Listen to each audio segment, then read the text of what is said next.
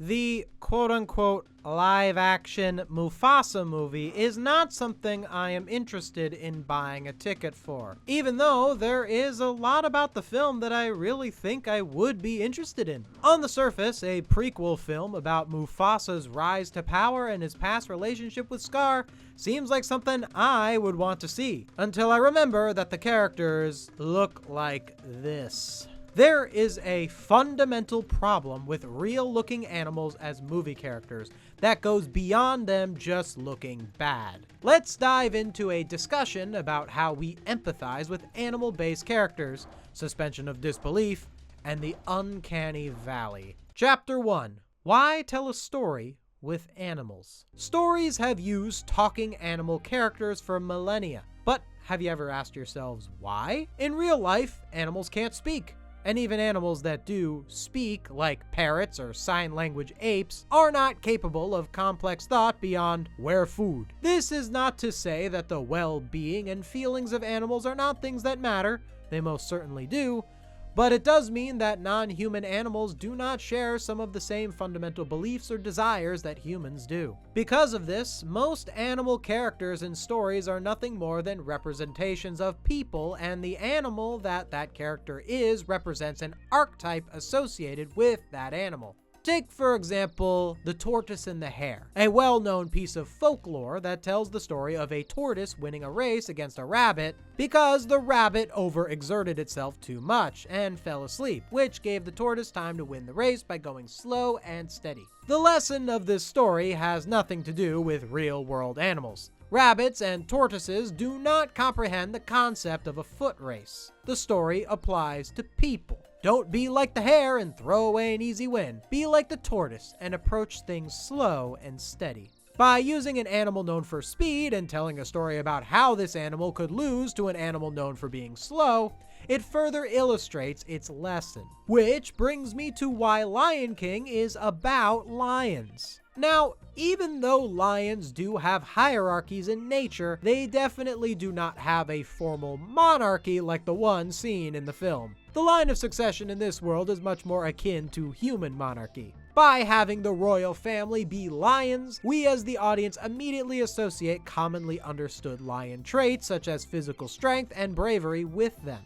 The animal setting also allows for a clear look into the morally nuanced subject of being a leader. Power structures are complicated, and in the Lion King universe, they're even more complicated because, well, animals eat each other. The film doesn't shy away from the reality that the lions are both the royal leaders and predators. And they tie it into the film by talking about the great circle of life, where while the lions eat the antelope, when the lions die, their bodies become the grass, which the antelopes then eat. What I think this means in human terms is that in an ideal society, those in power serve those without power just as those with power are served. At least that's my current interpretation of this morally complicated scene. I'd love to hear your thoughts on it in the comments below. Beyond portrayals of power structures, Lion King also deals with one particular deep human emotion: grief. Simba's grief for his father is a driving force both positively and negatively towards his character arc. Now, while some animals in nature, namely elephants, have been known to show signs of grief, Simba's ability to understand the loss of his father and process what that means for him and his future is something only a human would be capable of in reality. The reason it is impactful to show a fictional lion grieve is because it shows that even at the top of the food chain, you are not immune to grief. Now, the story of Lion King could almost entirely be told with all of the characters being humans, but the animals serve to more strongly represent the themes of the story and place the story within a unique and memorable setting. So that's why it's important for us to tell stories with animals as characters. And stories like this have worked well across the mediums of prose, theater, and especially animation. But there's one medium where animal stories fundamentally do not work. Chapter 2. The live-action exception. I did not see the new Mufasa movie, and I haven't seen that Lion King remake. Since I haven't seen these films, I have no right to critique most elements of them, including their writing quality, character arcs, voice actor performances, pacing, music, or shot composition.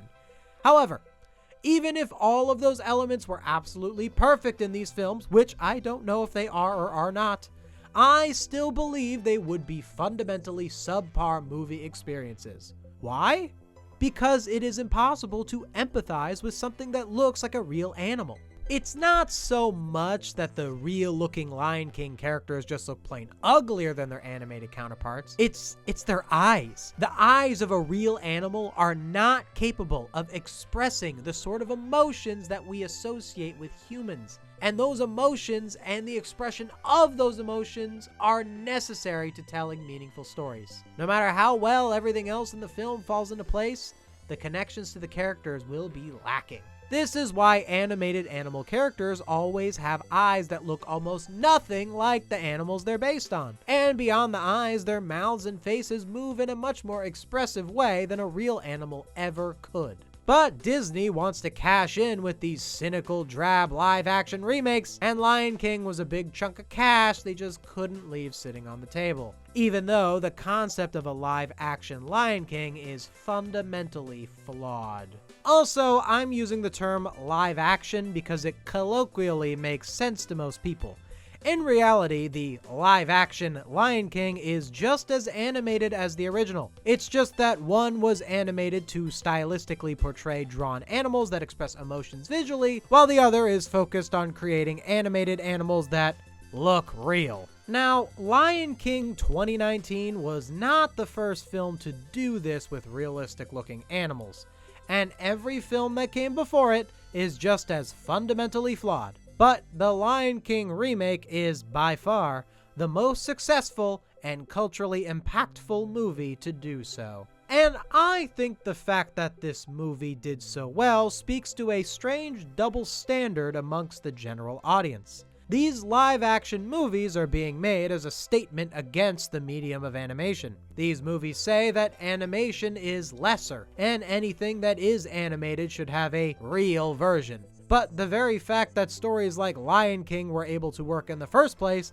is because they were animated. I mean, the only reason the 2019 Lion King and this Mufasa movie can even exist and succeed is off the back of the original film that it's so intent on disregarding and disrespecting. But if these films are fundamentally flawed, why are they successful? There are probably a lot of answers to that question, but I would say it boils down to a combination of Disney's market control, brand recognition, and advertising ability, the other qualities of the film that get people's attention, such as celebrity voices, visuals, and a compelling story, and the fact that most people just don't really think that much about what they watch or care. I do think that people should care about what they and their children watch. Now, Lion King 2019, or this Mufasa movie, is not the worst piece of content a person can consume, but it also doesn't have the fundamental connection to characters that I think is valuable in any viewing experience. Will the average person notice this? On a surface level, no.